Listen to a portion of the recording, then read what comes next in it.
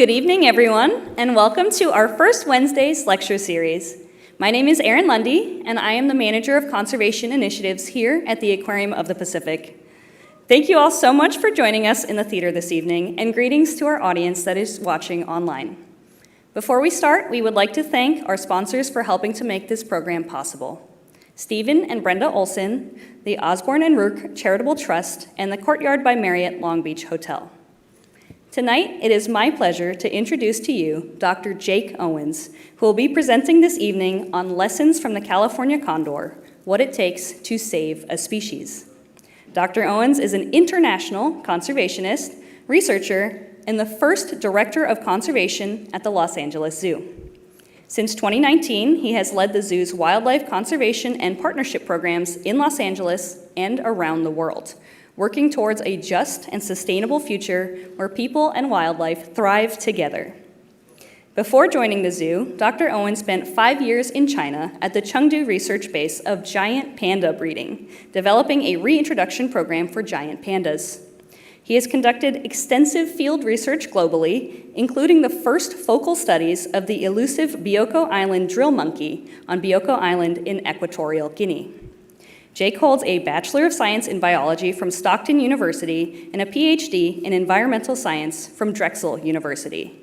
He is a member of the Los Angeles Biodiversity Expert Council and serves on numerous scientific and conservation committees, including several International Union for Conservation of Nature, or IUCN, Species Survival Commission specialist groups. Now, please ensure that your cell phones are silenced and join me in welcoming our speaker, Dr. Jake Owens.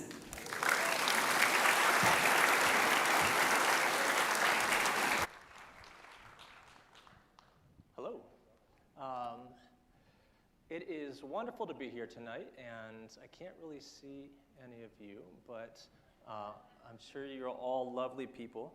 And so first, I just want to say that I am not the technical expert on condor incubation or going out in the field and climbing down mountains to go and rescue chicks and recover eggs.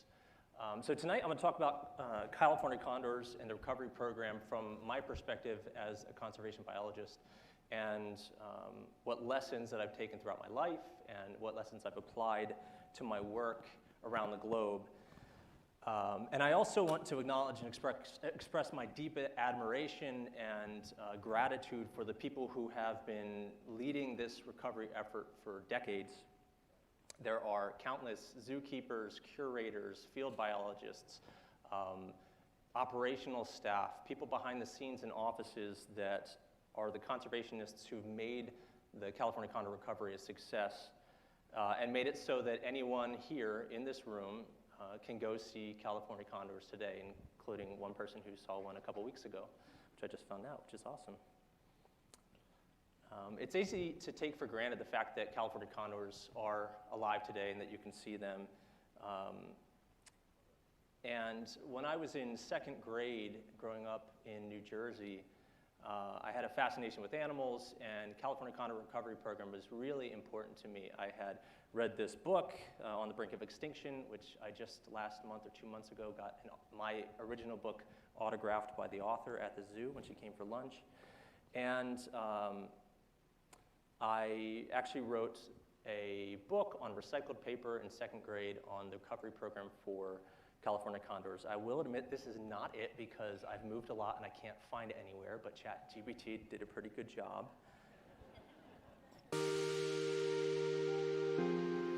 So now, any of you can go to the LA Zoo any day but Tuesday and see California condors in our World of Birds show, which is fantastic.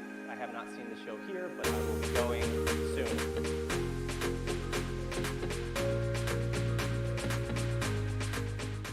And so the fact that you can go to a zoo and see California condors is remarkable, and within my lifetime, that wasn't the case.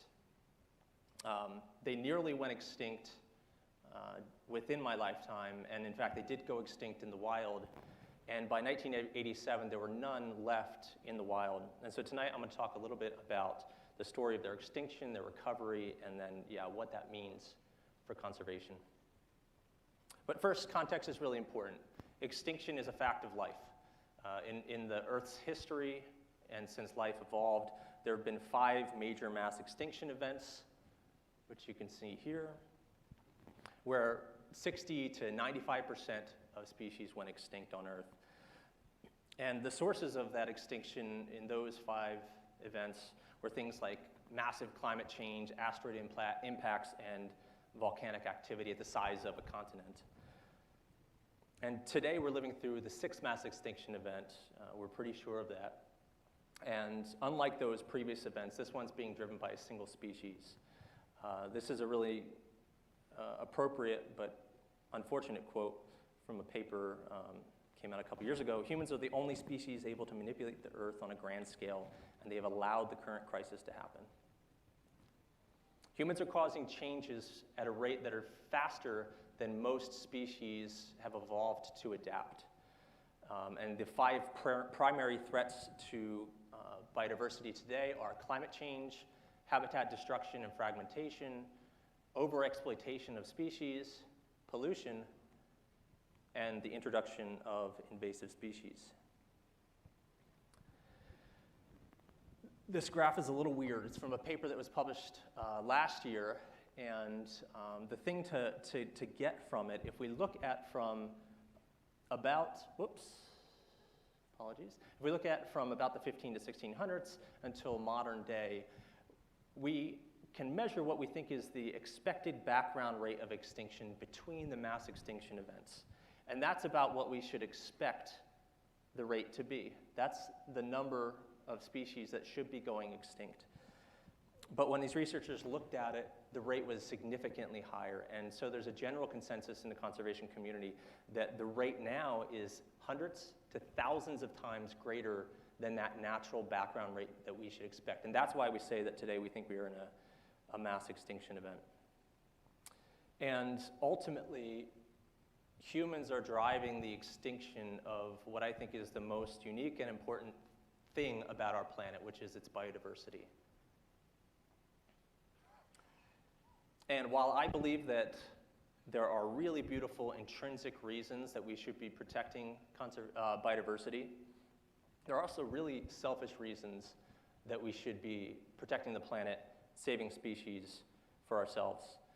The ecosystem services that are provided by the natural innate behaviors that have evolved over millennia in species impact our lives every single day, whether or not we recognize it. So for example, bees and other invertebrates pollinate our crops. Bats and birds help to manage our pests, whether that's mosquitoes biting us or also for our agricultural services. And then mangrove forests and corals protect our coastlines. And the costs to replace these free services are exorbitant. And if these species, whether they're plants, animals, or microbes, go extinct, it's at a scale that I don't think a lot of people realize. There's a 2014 study that updated another study from 2009 that they estimated the ecosystem services globally was between $125 to $145 trillion a year. And that was 10 years ago, and I think you can all recognize we have some inflation since then. And so compare that to the global GDP as of last year, which is $110 trillion. You can see how valuable and irreplaceable our biodiversity is and how much we should be focused on protecting it. So getting into vultures, there are 23 species of vultures that are alive today on Earth. They all provide important ecosystem services, which I think most of you know about, but I'm going to talk about. So vultures eat carrion, they eat dead animals, and so we call them a cleanup crew, or they're a sanitation service. And I don't know if any of you have been able to travel to East Africa in big plains and see a lion take down a zebra or other large-bodied animal. As soon as the lion leaves, a whole flock will come of different species of vultures, and within a few minutes, they will scrape the whole carcass clean. It's a really remarkable thing to watch, but it also gives you a really good idea of how good they are at this service. There have been a number of studies looking at how the loss of this service impacts human lives. Most importantly, or most severely, has been seen in India. So India has experienced an extreme loss of vultures because of a anti-inflammatory drug that's given to cattle. So it's called diclofenac right here. Diclofenac was released as a generic in the mid-90s, and so it's used for cattle, and it was used in mass in India. And what happened was cattle would get diclofenac, and then eventually some of them would die. When you're talking about the scale of India, the amount of cattle, it's a lot of cattle. Vultures would come eat them, and then the vultures would get toxicity, kidney failure, and end up dying. And so they had extreme losses of vultures. Places where you would go and the most numerous animal that you could see was vultures now had none. And so what they ended up finding was that when you lose vultures, you have an increase in dogs and rats because now you have a whole new food source for them. You have more food that's available because you don't have the vultures, so the rats and dog populations expand dramatically, significantly. And then you've got infectious diseases like rabies that are spread communally by dogs and rats, but not by vultures, and water pollution and things. So this becomes a huge public health issue. This recent paper found that this cycle has caused an estimated 100,000 additional deaths per year and almost $70 billion per year of mortality damages. And this is in a place where people are not wealthy and they're living on the edge, and so that loss is extreme, both the human loss and the economic loss. So now I think you probably all buy into the idea of conservation and conservation of vultures. So I want to move on to California condors. Condors are an incredible species because they are both representatives of our bad and good capacity as a species. When I lived in China, I'll talk about it a little bit more, they were the example that I would go to when I was trying to convince people that reintroduction was a good thing to do with giant pandas. They're also the focus of our longest conservation program at the LA Zoo. We signed on to the program in 1981 with San Diego Zoo. They're the largest land bird in North America with wingspans up to 9.5 feet and they weigh up to 20 pounds. Compare that to a turkey vulture, which is also a very big bird, of 5 to 6 feet wingspan and 3 pounds. They're also an extremely long-lived bird. This is, anybody know who this is? Topa topa. This was the first California condor brought into captivity. Topa topa, you can see the wingband there, number 1, is still at the LA Zoo today. He's been extremely productive. Numerous of the condors that are out in the wild today were sired by this individual. He's 59 and he is still going strong. We have no idea how long they can live, but we're sure it's over the 60 and it's probably significantly older.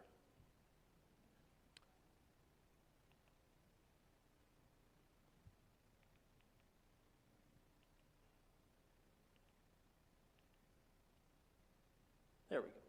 So like other vultures, condors consume carrion, but condors are a big bird and they eat big prey, big carrion. And so they'll eat large body terrestrial mammals like elk, bison, and deer, depending on where they are and where it's available. And they also had a diet of marine mammals, so whales, sea lions, and things like that. They'll also eat rodents and smaller things like rabbits when they're available, but they really want to target in on large animals. They'll soar for a long time, find an animal, and sit down and eat it. Their prehistoric range once went out all the way over to Florida. They had a really large range, mostly coastal, but they went inland a little bit. Their range continued to shrink into the 1800s and to the point where they're really only on the west coast and up to the Rockies. So there's this really interesting relationship, which is part of the story about whales, cattle, and the decline of condors. The whaling industry expanded significantly through the mid-late 1800s and into the mid-1900s. And so you can see here, this is the whale take of sperm whales. So this is the global take of sperm whales right here. You see this really sharp rise after 1950. And then if you look at the population of sperm whales, you can also see a sharp decline at the same time. It makes sense. You take a lot of whales, you see a drop in whales.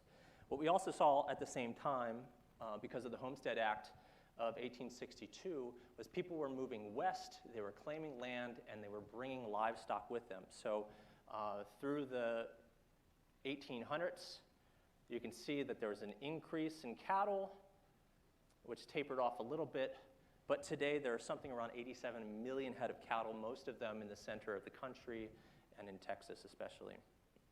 Obviously, we have them out here as well.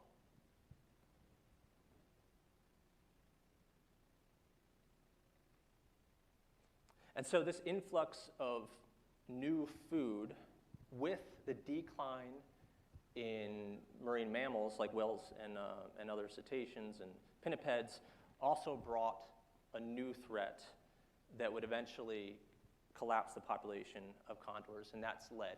If you're not familiar with the condor story, the long and short of it is lead is bad, and that's going to come up a lot here. So widespread lead poisoning became the new threat that ended up decimating the population. And the short and long of it is when a cattle farmer has an animal that's not doing well, they don't have veterinary care, especially back then, they would put the animal out of its misery with a bullet. Or when someone goes out hunting, you shoot a deer, you clean out some of its guts, you leave the guts there, you take the meat. Alternatively, if a coyote is a vermin to you, you shoot it, leave it there. And so those remains are then eaten by the condor. They're broken down into their system. They have really strong stomach acids. They have a crop and gizzard system to kind of mash the food so a bullet can get lodged in there and stay in there for a really long time. And that whole time, more lead is getting into their system, being absorbed, and causing a host of problems: tissue damage, anemia, digestive paralysis. And so what ends up happening is those animals without treatment will basically become paralyzed and die of starvation or other issues. And I think it's important to note when you're talking about condors that there are other threats to condors, just like most other species, in addition to things like diseases. So HPAI, the highly pathogenic avian influenza, is an extreme threat to a lot of bird species, but especially condors. Forest fires, which are increasing in frequency because of climate change. Predation by things like coyotes and mountain lions, and still poaching happens today, but they're all relatively small if you look at the proportions. The science is settled on this. Over 30 years of mortality data shows us that half of all the mortalities are coming from lead. The rest of those, each individually, don't make up much themselves, with predation being the largest other contributor. So obviously, we have to do something about this, and the answer in the early 2000s was to try to prohibit lead ammunition. And so in California, they passed AB 821 in 2008 that was to prohibit lead bullets in hunting in the counties where condors were present at that time. And then further legislative action was taken from AB 711 to phase out lead ammunition in the state entirely. And they did this phased approach, and 2019, it was completely phased out. You're no longer allowed to use lead bullets in hunting in California. But if you go and do a simple Google search, you will find that this is not really well accepted amongst certain people in the hunting communities. There are a lot of people who oppose these bans. They attack the science. They attack the conservation biologists behind it. They've moved it into a political argument. It's an attack on traditions.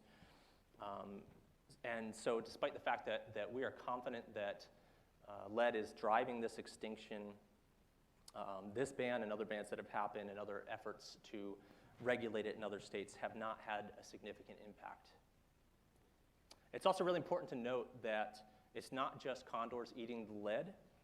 Other scavengers like golden eagles and coyotes and bears will find the carrion and eat it. Hunters eat venison. I grew up hunting. I ate venison. I had no idea how much lead that I was actually eating. Fortunately, it wasn't a staple of our diet. You know, we would have a deer or two, and we would eat over a period of time, and that was kind of it. But it wasn't a significant portion of our protein that we're eating. There's still a lot of research that needs to be done on how much you need to eat, how the frequency you need to eat venison to understand what impacts it can have, how that changes with age class and things like that. But we know lead is not good to eat. And people are eating lead when they're hunting with lead bullets. And so you would kind of hope that that would be enough with the conservation aspect and the human aspect, but it's still not, it still hasn't made the impact that we hope that it would have. So conservation often looks for models of how we look at things and how we address them, and condors have taught us, or at least exemplified, one really interesting model that we use a lot now, which is called the One Health approach, which is linking together animal health, human health, and environmental health together to find solutions that will impact all three of those in a positive way. And so condors are a great example of One Health for those reasons. So by 1955, the condor population had declined to about 150 individuals, and then by 81, there was only 22 individuals left. Most of them were in the wild, some of them were one of them was in captivity. And so there was a significant debate, a lot of opposition to bringing them in, capturing them, trying to do a reintroduction program that nobody had ever done, but the situation was dire. And so they decided that yes, they were going to capture all the last individuals, and by 1987 there was 27 individuals that were at the LA Zoo and San Diego Zoo. And like a lot of conservation, this program was really controversial. There's been a lot of nasty things, and in my opinion, pretty dumb things said about condors, pandas, and other species. One naturalist said, James Cooper said, condors are a doomed bird. Others, Sheldon said, it's outlived its time and is on the trail of the dodo, as if we didn't put it there ourselves. Birds in captivity were described as feathered pigs, and they were going to pollute the wild population or just pollute the wild, and that it was better for the species to go extinct than to be captured and one day returned. I've dealt with this sentiment a lot, and I do not understand it, especially given the crisis and the impact it has on humans, but it's out there, and it's still out there today. But fortunately, conservationists are also bullheaded. And so we won out, conservationists did, and all the condors went into facilities like these two facilities. This is the LA Zoo Condors West, and this is Condors East. We have two facilities. And so we got all these birds in, and we had to figure out, what are we doing? How do we get them to breed? And so in 1988, the first captive bred condor was hatched, which marked an incredible success for the program, and it really helped to prove initially that success was a possibility. And so this is an example of candling an egg to check what's going on with the growing embryo, and even if there's problems, you can open up the egg, put in antibiotics, things like that, to help it survive and make it to hatching. Through trial and error and a lot of expertise that was developed over time, the techniques that we had early on evolved. And so some of you, maybe all of you, know what this is. This was really popular. Every magazine, Ranger Rick, had this in there when I was a kid. This is puppet rearing. So they would feed a chick with this puppet. You couldn't see the person who was behind a sheet. And it was trying to reduce imprinting on humans, and therefore, once you release them, reduce the chance they would become a problem. But that's not really a technique that we use much anymore. Over time, and through a lot of trials and adaptations, we figured out new ways to do things. This is a video of a recently retired and kind of legend in the field animal keeper at the LA Zoo, Mike Clark. He's moving a chick that was hatched in an incubator into a nest with parents, either it's real parents or surrogates who are better parents than the originals, into the nest. You can see there's some masking tape there, so it's a really technical event. And here's the adult going in and saying, whoa, there's a baby here. And so this is really successful. The amazing thing is that the techniques have continued to grow, and we've been willing to risk things and try things, And 2 years ago, we had the first successful, not only pairing of 2 chicks, which we had in 2017, but we had 3 chicks cared for by 1 set of parents, which means we can increase that output a lot. And it's not a glove with a human in there feeding the chick. It's a real condor who knows how to be a condor. So thanks to the dedication of people like Mike and a lot more people who were working on condors at the time, they get calls at 3 a.m. and have to leave their home, drive in an hour and a half to help a chick hatch out of its egg, and they do it regularly. And fortunately, that dedication works. So you can start seeing there was initial success, but this is a really short time frame. You're talking about 5 years to start seeing population growth in maybe the dozens. That's incredible for conservation. And that continued steadily. So the captive population grew. We got to the point where we said, okay, now we can start putting them out into the wild. So in 1992, California released the first birds, followed by releases in Arizona in 96, and then Baja California in 2002. Most recently, Northern California has had releases as an experimental population by the Yurok tribe, and there are ongoing releases every day. Next week or the week after that, we are going to release about 20 birds from the LA Zoo. That might be a record. We're not sure yet. We have to check.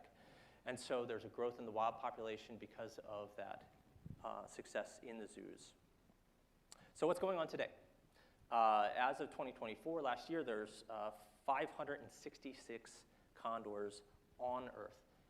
That's incredible. That is something we should be really proud of. From 22 individuals in an entire species to now 566. As a conservation biologist, that's like big numbers, unfortunately. And that includes about 200 that are in captive care across 5 facilities, including LA Zoo and a few others.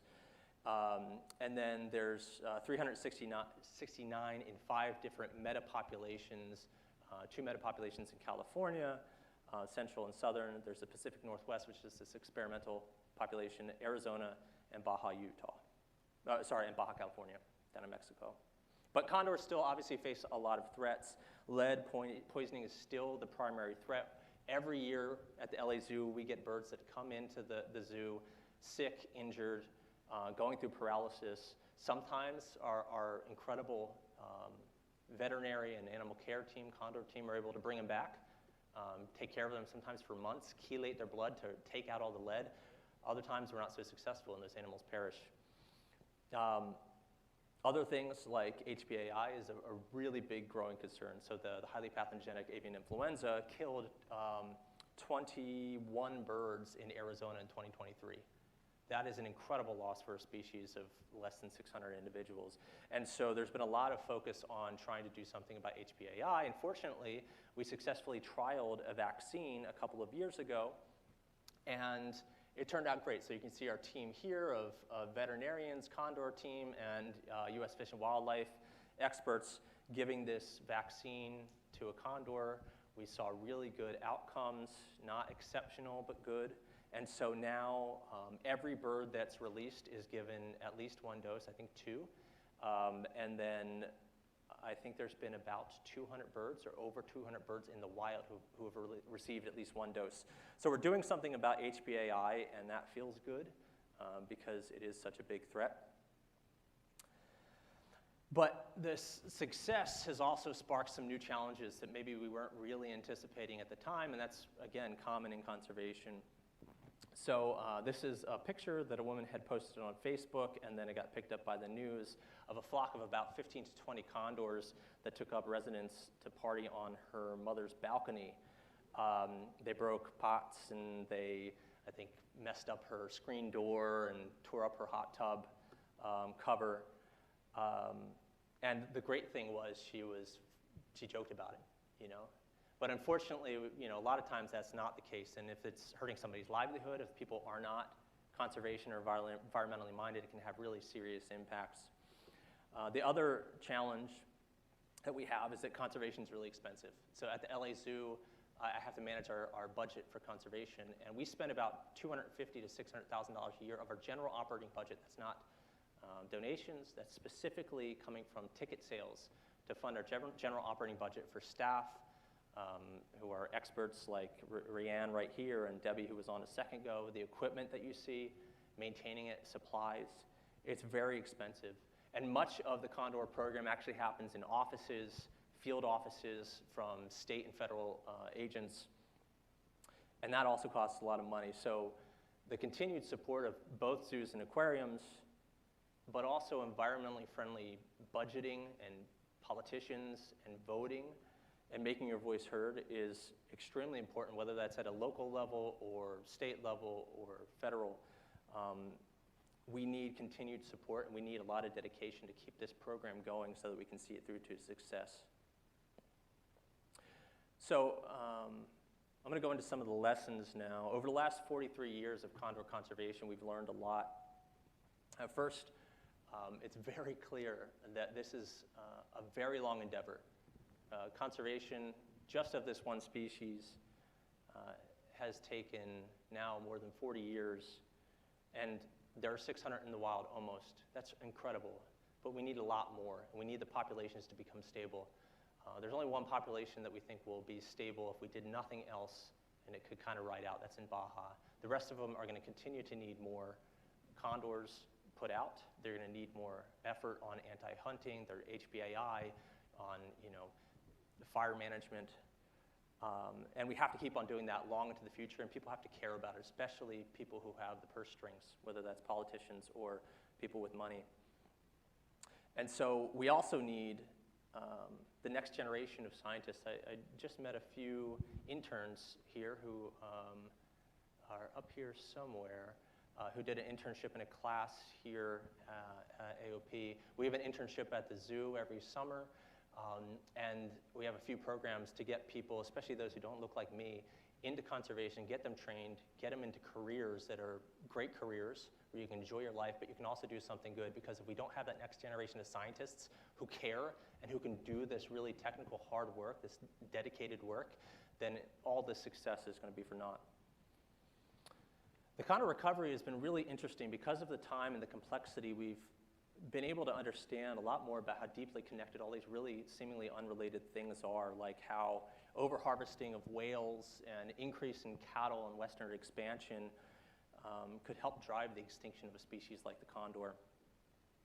And it's also helped us better understand about the impacts of global extinction and the threats that drive it, and also how that impacts human health and livelihoods. So whether it's exposure to diseases over here, or whether it's toxins like lead.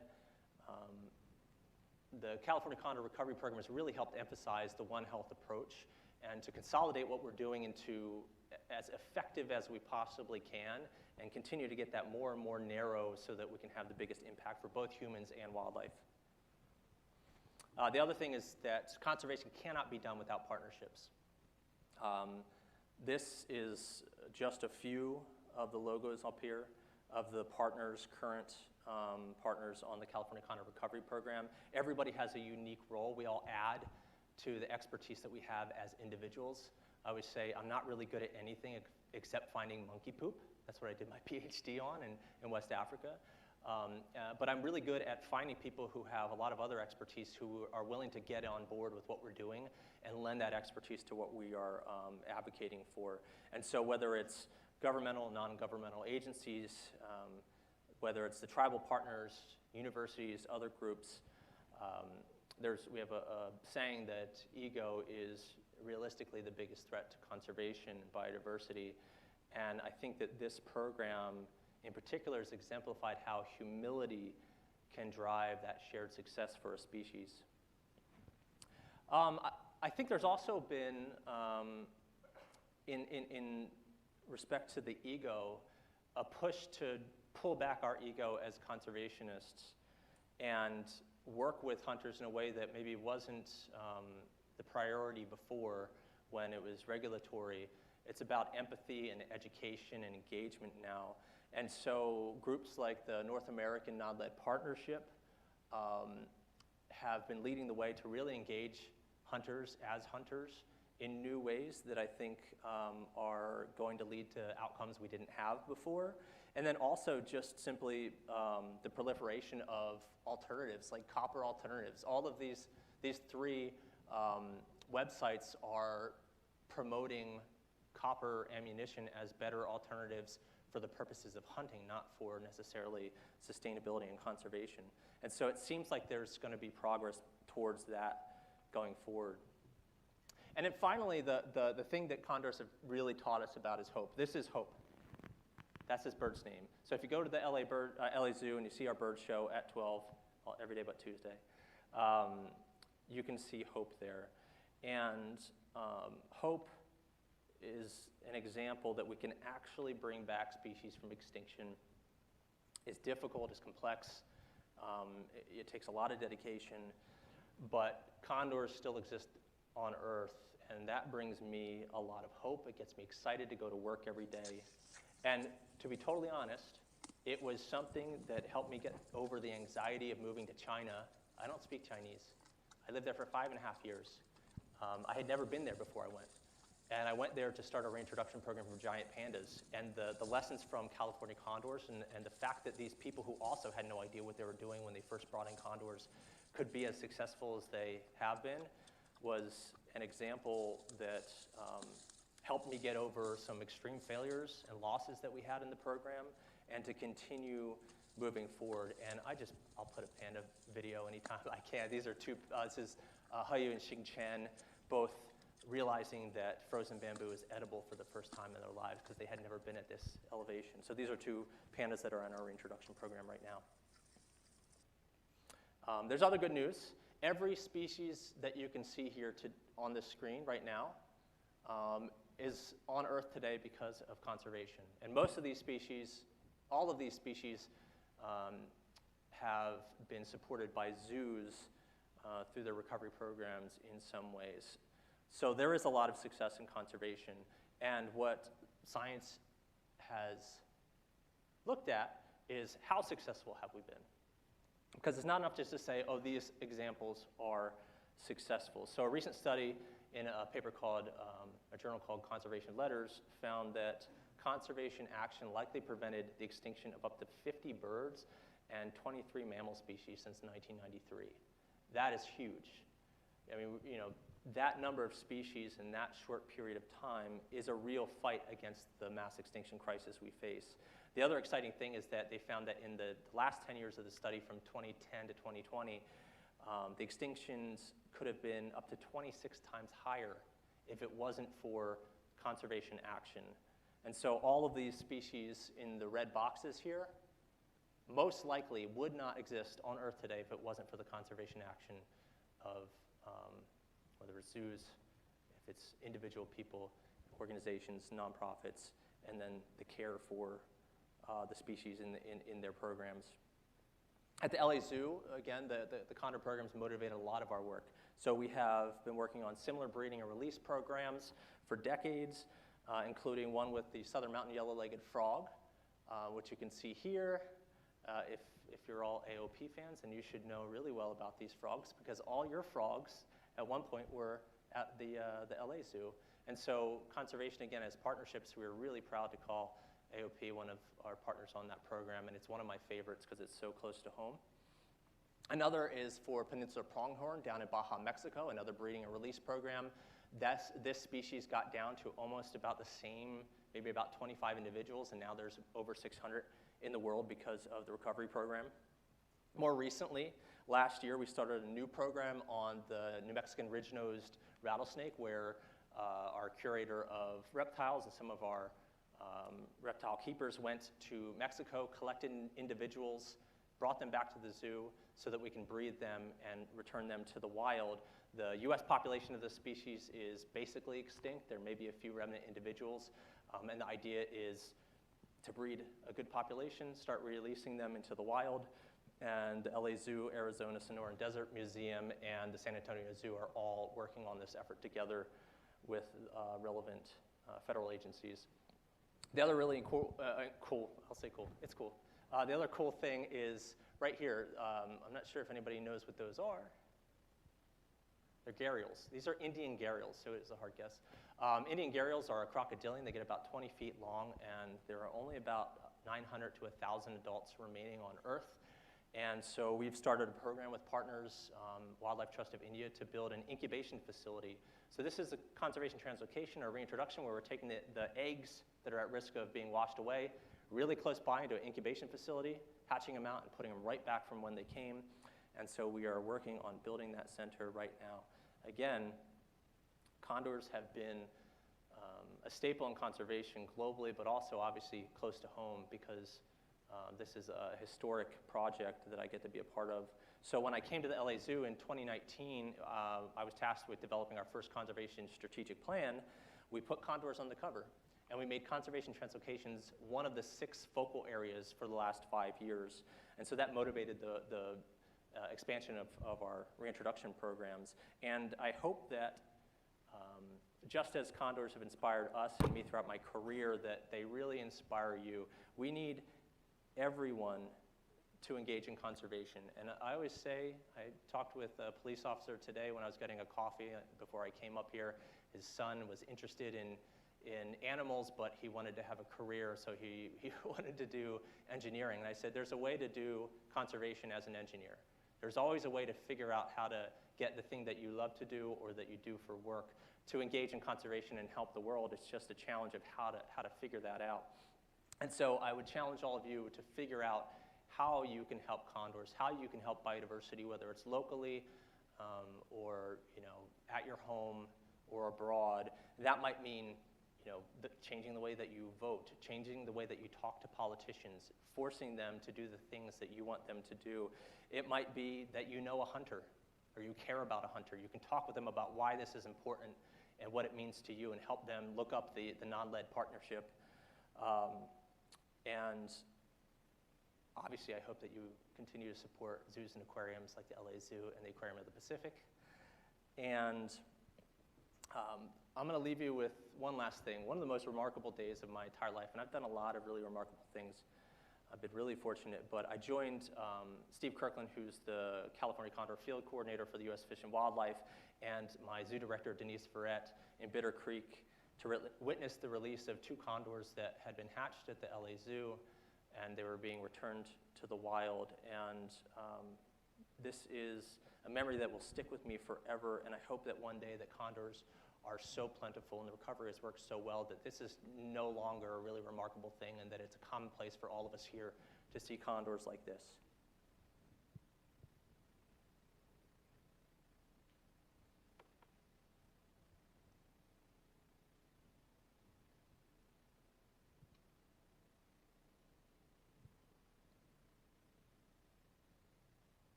Thank you.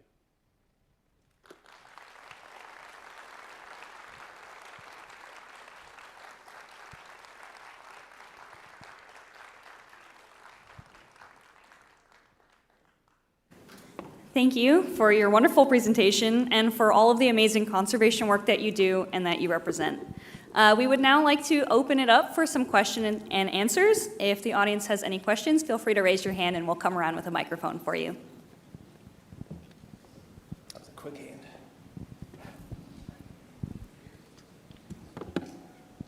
Hi. I have a question. You said that of the condor populations, without our support or without their help, that a lot of them would disappear and die, except for, I think you said the one in Baja, California. What makes Baja so special? What is making them thrive there compared to other places? Yeah, Baja is really remote. It's a very remote site. It doesn't have a lot of people. The per capita population is really low. And they don't have the number of people who are hunting and leaving entrails and things with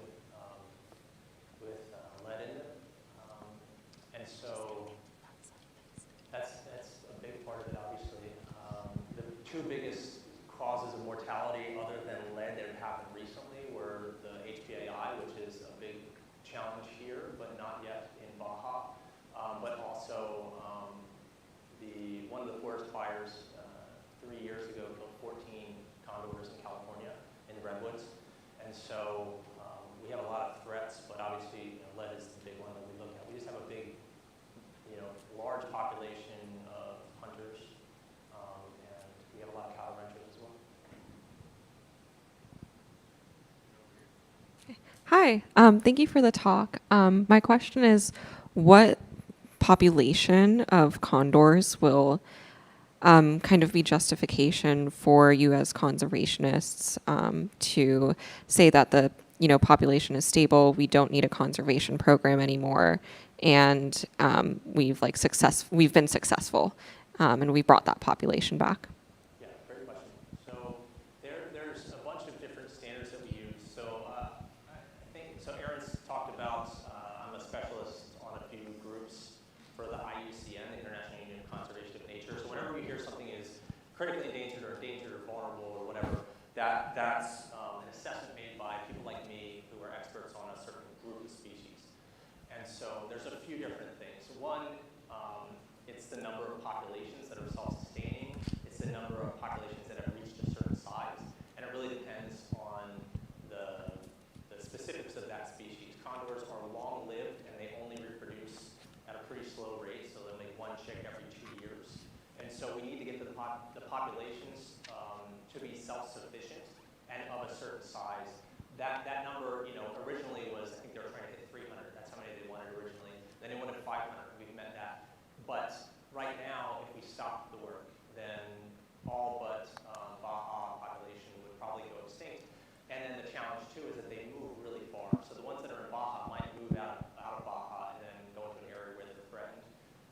And so it's really hard to tell right now. The biggest thing would be if we had effective lead bans throughout their entire range, and that people bought into that, and we knew that lead in the bloodstream was going down, and we saw that consistently, that would be, I think that if we did that, we'd probably be able to shut down the program and put all the money into some other species. Hi there. Thank you for your time with us today. I really like the One Health approach because talking about lead as a mother and with everything going on, lead is kind of a prevalent topic right now. And something that I learned recently was that we're thinking about lead as in well-fed, less lead. With if a child is better, has better nutrition, they're going to do better.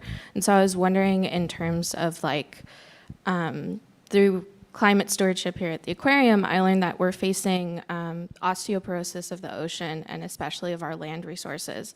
Is nutrition a thing that's also affecting the condors with the depreciation of our land here in the west side of the United States? So the return of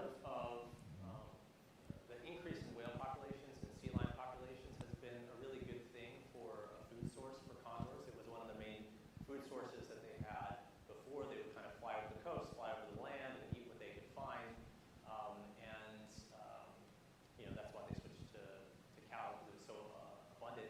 The challenge now, and again, it's hard not to be a Debbie Downer when you're in conservation, but I just read a paper the other day about they're finding that the marine mammals right now have higher levels of DDT that they're getting from remnant DDT that's been dumped in the ocean and then moves up the trophic chain. And so now the concern for condors that are eating this new food over here, the whales and the sea lions and things, is that they're going to start getting DDT toxicity and having weak shells and stuff. So nutrition is really important. The food sources that are available is extremely important. They still supplement most of the condors that go out for ever or a very long time. So when they're acclimating baby condors, young castings, 1.5 to 2-year-old individuals that go out to the wild, they'll still give them food to eat and supplement their diet. And then other individuals who have been out for years will come, and they're really social. And the ones that have been out for years will teach the new ones how to be a condor in the wild. And so, supplementation of their diet might be something we have to do for a very long time until those lead levels go down. And thank you for your time, all of you. Good evening. I was just curious if if you saw any similarities between the conservation of condors and then the conservation of pandas, if there was any overlap or just anything interesting that you experienced between the two. Yeah, I think there's a lot of similarities. The biggest one is the controversy. The thing I don't think I expected when I got into conservation was the amount of controversy there was in, really trying to save species. I love wildlife. I spend my time birding. My daughter, she's 5 years old. She came here wearing this princess dress, and we'll go out on Saturday mornings and she'll have a bunch of apple snails in her hands, getting all slimy. And I love that. I want that for her in the future. So I have a real motivation. I love it. There's nothing behind the scenes of I'm not making millions of dollars doing conservation. But there's still so much controversy. And I think there's well-meaning people, but the big argument of don't take condors from the wild because it's going to dilute this idea of what wilderness is and what the Wild West is kind of ludicrous. And we had the same thing for pandas in China. I know people who know the names and birthdays of every panda in zoos around the world. Hundreds of individuals. They travel around the world to go visit them on their birthdays. There's a real obsession with it. And they do not want pandas going out in the wild because the wild's more dangerous. Mortality is a thing that happens in reintroductions, but mortality happens everywhere. It happens in zoos. Animals get old, they die. And the point is conservation. The point is species. And so it's really hard as someone who loves animals. And the pandas, I can't raise them. So I can't raise baby pandas. It's like a dream job, right? But then I have to let them go out in the wild and see danger. And so there's a lot of similarities. I think that the multitude of problems and challenges, you think it's just lead, but no, it's not just lead. There's all these other issues that you have to also tackle at the same time. Some of them are really straightforward and simple. And then next thing you know, you find out that there's some disease borne by ticks that is only in one reserve and nobody had ever recorded, and now your pandas are almost dead because of it, and it's like this new emergency thing. So, I think there's a lot of similarities between conservation and everywhere, especially when you're doing reintroductions. Hi, thank you so much. This was super interesting. I was wondering how you start a new conservation effort with a new species. I was thinking about your systems diagram with Indian Public Health, and then how you were talking about like incubating eggs and then immediately introducing them. Like, where do you start with a new intervention like that? Yeah, that's a great question. I mean, this silly as it sounds, and it starts with partnerships. So, for example, the Wildlife Trust of India work, we have gharials at the LA Zoo, and we had some connections with some people in India that do gharial work, but I also was working on some Asian elephant work, conservation work in Southeast Asia, and Wildlife Trust of India also does that. The guy who runs Wildlife Trust of India is this big name conservationist, Vivek Menon. He and I met at this IUCN specialist group for Asian elephants, and we're talking about some elephant work, and he said, "Oh, you guys have gharials too. Oh, we want to build this center." And so then, I went there and I met people and brought this team together of LA Zoo people and Wildlife Trust of India people and government agents up in Bihar State in northern India, and it just kind of like naturally progresses. We recently started work in Colombia on mountain tapirs, another endangered species that has some new emerging critical threats. And that was all of us getting together in Brazil and talking about what are the biggest threats, where are the biggest threats, and what can we actually make an impact on in the next year. And we did that in a systematic kind of workshop way, and then took it and went with it. And now we've got 3 major initiatives going on in Colombia with a close friend and partner in Cali Zoo of us working together with government and NGOs. So I think a lot of it starts from just where's the threats, what can we actually do about it, who can do something about it, and then also, unfortunately, how can we leverage that to get money for the project? That's a big part of it.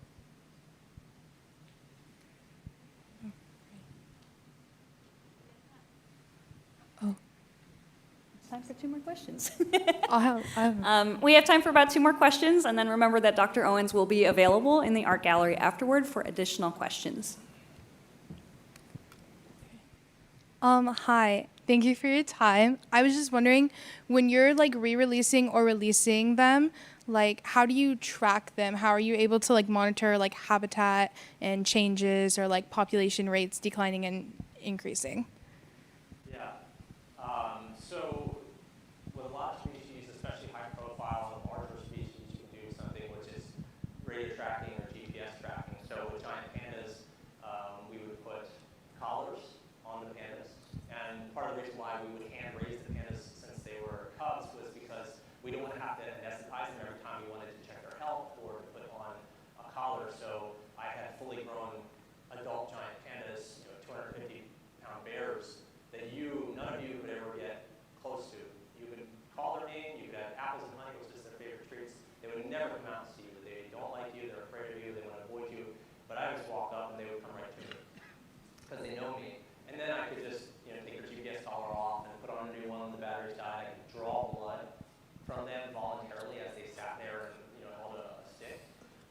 And then for condors, it's the same thing. They catch them, they bait them in, catch them in traps, and then they will put GPS tags, radio tags on them to track where they go. And then also the wing tags. So you saw Topo Topo with the wing tag number 1. All the condors have wing tags on them so they know who every single individual is, when they were born, where they were born, where they've gone, and those sorts of things. And that's a really common method, especially in bird research. You put on a tag or a band, and people report when they see that. So if you ever see a bird that has a tag or a ring on its leg, and you can see what the numbers or alphanumeric system is on it, record that. Take a picture if you can, and then go online and search how to record a bird tag. I just did it with a bald eagle at Sepulveda Basin a couple years ago that I just happened to see, which was a really incredible thing. And this person I just met right over here, I'm sorry, I don't know your name, she did it with a condor that she saw 5 different condors that she's seen recently. So that's how. Last question? Just real quick, are you seeing in the wild hatchlings, eggs being laid and live births in the wild? Yeah. So we've seen live births in the wild since the 90s. That's part of the reason why the population has increased as well as it has, that the birds are doing what birds do. And they're being really successful with it, and the success of those hatchlings is really high. So that's one of the nice things about the program, is that there was a lot of thought that they wouldn't be good condors once they went out. They wouldn't reproduce well, that they wouldn't know how to hatch their eggs and incubate them and everything, but they do. And so, yeah, we see new condors born every year in the wild. Thank you again so much. It was really wonderful to have you.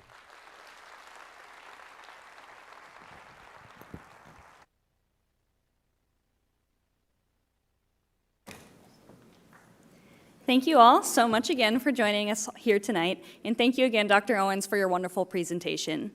Our next First Wednesdays program will be on October 8th, which is actually the second Wednesday of October, and it will feature marine sea turtles. The information will be posted on our First Wednesdays website, and we hope to see many of you there. As we wrap up, I want to thank you so much again for joining us tonight and for your continued engagement. The education and conservation work that we do here at the aquarium is only possible with support from you, our aquarium family. Every contribution, whether $5 or $10, does make a difference. If you'd like to give tonight, there's a tip-tap station in our art gallery where you can easily donate with your card or phone. All of us here at the Aquarium of the Pacific are deeply grateful for your support. Please join us now for cocktails and conversations, music and crafts in our art gallery until 9 p.m. Our guest speaker will be available in the art gallery for any additional questions, and please exit down at the bottom of the stairs to our art gallery. Thank you again for joining us tonight.